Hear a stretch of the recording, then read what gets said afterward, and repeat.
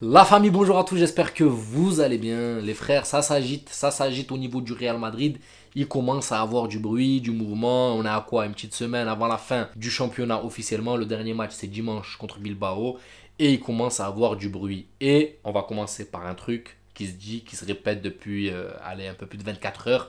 C'est le peut-être non-renouvellement de contrat de Karim Benzema qui partirait dès cet été filer en Arabie Saoudite.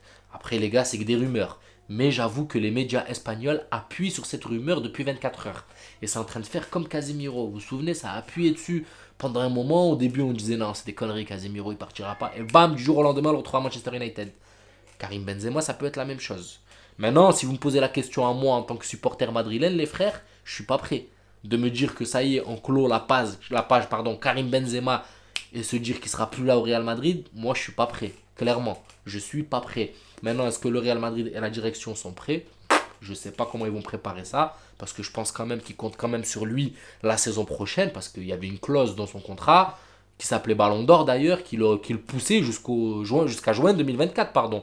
Et là, partir comme ça, après, bon, les gars, l'argent c'est le nerf de la guerre. Et quand tu as 34 ans et que tu as tout prouvé, quand tu as une offre pareille, les frères, tu peux pas la refuser. Je rappelle qu'il a eu une offre, apparemment c'est ce qu'il dit les frères, hein, je suis pas journaliste, mais c'est ce qui se dit, qu'on scrute les médias, il se dit qu'il y a eu une offre de 200 millions d'euros étalée sur 2 ans pour Karim Benzema venu de Al-Ittihad, le club d'ailleurs qui a gagné la Ligue saoudienne.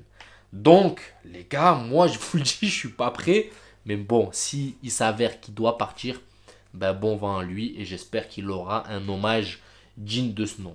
Mais je le répète, hein, je le répète, je suis pas prêt les frères. Et j'espère qu'on va encore voir Karim Benzema partir, j'allais dire, Karim Benzema jouer l'année prochaine et au moins avoir quelqu'un qui va le succéder, qui puisse le briefer un peu quoi. Parce que là il part, il laisse sa place vacante, il n'y a personne encore. En tant que neuf, il n'y a personne. On est encore en train de chercher juste une doublure pour lui. Ça veut dire que là, si Karim Benzema est amené à partir, il va nous falloir deux joueurs. Il va te falloir un neuf principal et un suppléant. Parce que sinon, tu vas juste le tuer, le flinguer physiquement. Et voilà, le rendement sera moyen. Donc voilà, les gars, Benzema, j'espère que cette rumeur est fausse, tout simplement.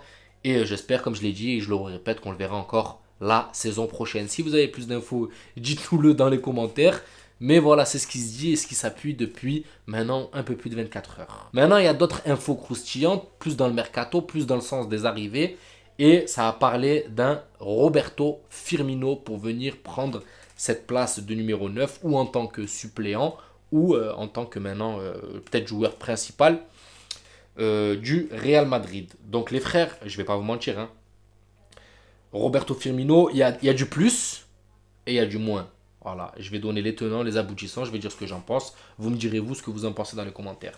Donc déjà, le point positif, c'est qu'on débourse 0 € pour le récupérer. Pourquoi? Parce que Firmino est en fin de contrat le 30 juin avec Liverpool. Bye bye. Il est libre. Donc ce qui est potentiellement, le Real Madrid pourrait le recruter librement pour 0 €, une petite prime à la signature, son salaire qui ne doit pas être un salaire colossal, ça doit être un petit salaire, 31 ans, Firmino, c'est pas le salaire à Eden Hazard, vous m'avez compris les frères, ça doit être un salaire raisonnable. Donc ça c'est le point positif, le côté financier. Maintenant, l'autre côté positif, c'est qu'il est entouré de ses compatriotes. Il a Rodrigo à droite, Vinicius à gauche, donc il peut y avoir une entente au front de l'attaque madrilène. Maintenant, le côté négatif, les frères, voilà quoi, le rendement, c'est pas un rendement qu'on a l'habitude de voir. Même Benzema à 34 ans, il a eu un meilleur rendement que Roberto Firmino sur les 2 dernières années, les frères. Vous voyez ce que je veux vous dire?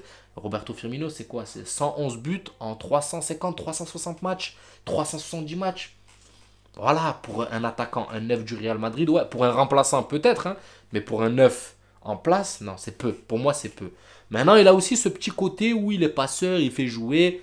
Mais regardez, Benzema en étant passeur, en faisant jouer, et sur une saison moyenne qu'est celle-là, il a réussi à mettre 30 buts quand même. Vous voyez ce que je veux dire? Donc, pour être neuf au Real Madrid, il faut un rendement minimum. Maintenant, si c'est pour être un suppléant d'un autre neuf qui serait principal au Real Madrid, je parle d'un Harry Kane, pourquoi pas les frères? Pourquoi pas? Là où ça m'a refroidi avec Harry Kane, c'est le prix. Franchement, j'étais chaud pour Harry Kane, les frères, je vais pas vous mentir. Pour moi, Harry Kane, j'étais chaud patate. Pourquoi? C'est le style de jeu qui s'adapte au Real Madrid, qui a un bon niveau de jeu, qui a un buteur, qui a un certain ratio chaque année. C'est minimum 28, 29, 30 buts par saison, toute compétition confondue. Donc ça correspondait au profil de Karim Benzema, même si le profil type de Karim n'est pas égalable, mais c'est ce qui était le plus ressemblant. Maintenant, 115 millions, faut pas abuser les frères. 115 millions, Harry Kane, 29 ans.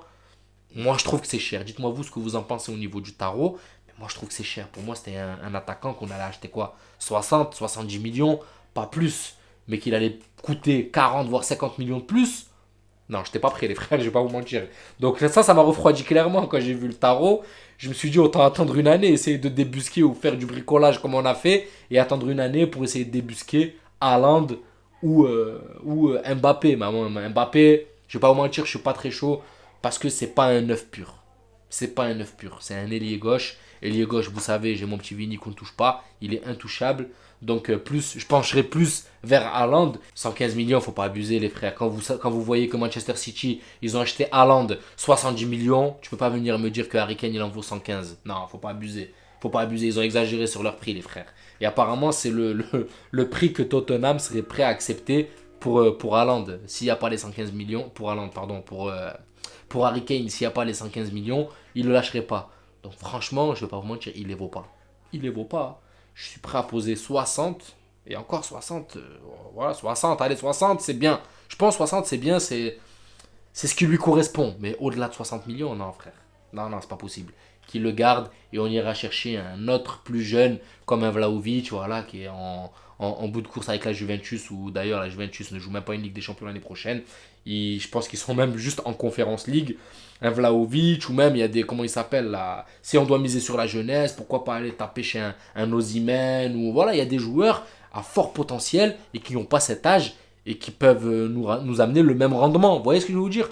Ok, Harry Kane, gros rendement, ok, c'est le profil type qu'on aimerait au Real Madrid, mais maintenant il faut regarder aussi le côté pécunier, il faut regarder aussi le prix. C'est trop. Pour moi, les frères, je vais pas vous mentir, c'est trop. Alors que quand tu sais que pour 100 millions, tu peux peut-être arracher un Osimhen à Naples, ou tu peux peut-être arracher un Vlahovic beaucoup moins cher à la Juve, où il y a d'autres attaquants potentiels. Il y a d'autres attaquants qui ont un gros potentiel et qui coûteraient largement moins cher.